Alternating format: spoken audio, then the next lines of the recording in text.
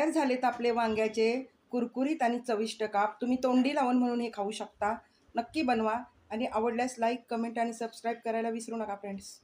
Good evening friends, कसे आहात? आज आपण बनवणार आहोत वांग्याचे कुरकुरीत काप।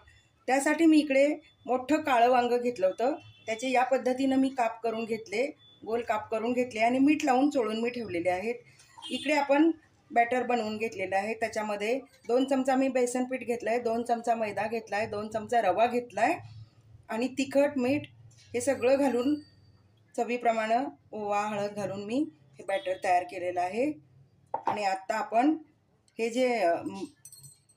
जे वांग्याचे काप आहेत ना, बॅटरमध्ये बघा अशी बुडवायचे आणि बॅटरमध्ये बुडवून आपण एक एक करून सोडायचे आणि थोडेसे लांब लांब सोडायचे, एकमेकाला चिकटणार नाही त्याची काळजी घ्यायची, कारण काप मोठे आहेत, सगळे शेकले पाहिजेत।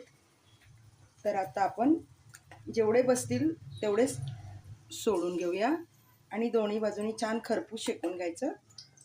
तर हे बघा मी या पद्धतीने सोडते आणि हे वांग्याचे काप जे आहेत ना, तुम्ही वरण भात, मसाले भात किंवा संध्याकाळची खिचडी बनवता ना, त्याच्यासोबत खाण्यासाठी खूप छान लागतात। दुसऱ्या भाजीची गरज पडत नाही। तर आता मी त्याच्यासाठीच बनवत आहे। आज मी फक्त वरण भात बनवलेला आहे रात्रीसाठी। तर आपण सोबत बनवूया वांग्याचे काप।